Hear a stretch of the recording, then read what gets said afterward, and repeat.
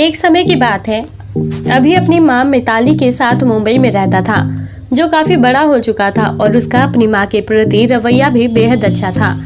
वो अपनी माँ की हर बात मानता और उसका खूब ख्याल रखता था। इसी बीच एक दिन अभी अपनी माँ को प्रज्ञा नाम की लड़की से मिलवाता है, जो कि उसकी कॉलेज फ्रेंड थी। प्रज्ञा काफी स्टाइलिश थी और नए जमाने की लड़की थी। इसी दौरान अभी अपनी माँ से कहता है कि माँ, मैं प्रज्ञा से बहुत प्यार करता हूँ और हम दोनों पिछले काफी समय से एक दूसरे को जानते हैं। अब हमने फैसला किया है कि हम एक दूसरे से शादी कर लेंगे, तो क्या आप इस शादी से खुश रहेंगी?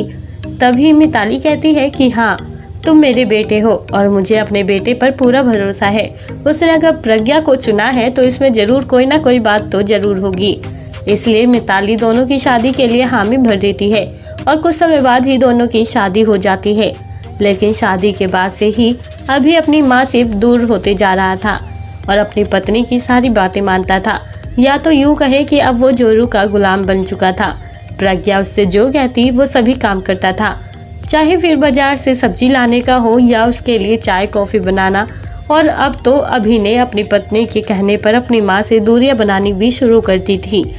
तभी एक दिन मिताली अपने बेटे को अपनी बहू के कपड़े धोते हुए देखती है, इसलिए मिताली तुरंत अभी के पास जाती है और उससे कहती है कि बेटा, ये तुम क्या कर रहे हो? तुम्हारी पत्नी कहाँ है? अभी कहता है कि माँ, जबान संभाल कर बात कीजिए, वो बहू है आपकी, और वैसे भी अगर मैंने उसका थोड़ा बहुत काम कर दिया तो इसमें कौन सी बड़ी बात हो गई।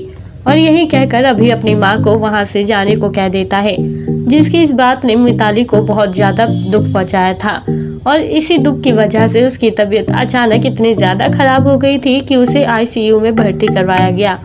अभी अपनी माँ को हॉस्पिटल तो ले गया था, लेकिन प्रज्ञा ने उसे हॉस्पिटल से घर बुला लिया और कहा कि तुम्हारी जिंदगी तुम्हारी माँ नहीं, मैं हूँ। जब देखो उस बुढ़िया के पीछे बर्बाद होते रहते हो।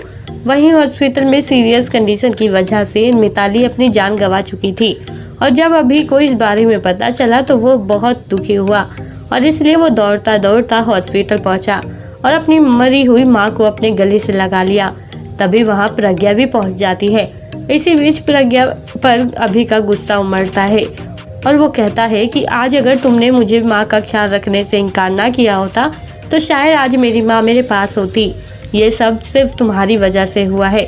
भगवान न करे कभी तुम्हारी माँ को भी तुमसे कोई अलग करे और वो इस गम की वजह से इस दुनिया को छोड़कर चली जाए, तब तुम्हें पता चलेगा कि एक माँ से बिछड़ने पर कितना ज़्यादा दुख होता है। अभी की यही बातें सुनकर प्रज्ञा को अपनी गलती का एहसास होता है और वो तुरंत अभी से माफ़ी मांगने लगती है। अब अभी अपनी माँ को तो खो ही चुका था, इसलिए वो अपनी पत्नी को खोना नहीं चाहता था, जिसकी वजह से उसने अपनी पत्नी को एक बार फिर मौका दिया। तो दोस्तों, कैसी लगी आपको आज की हमारी ये कहानी? आप हमें कमेंट बॉक्स में कमेंट करके ज़रूर बताएं और साथ ही ऐसी और रोमांचक कहानियाँ सुनने के लिए आप हमारे चैनल को सब्सक्राइब करना ना भूलें।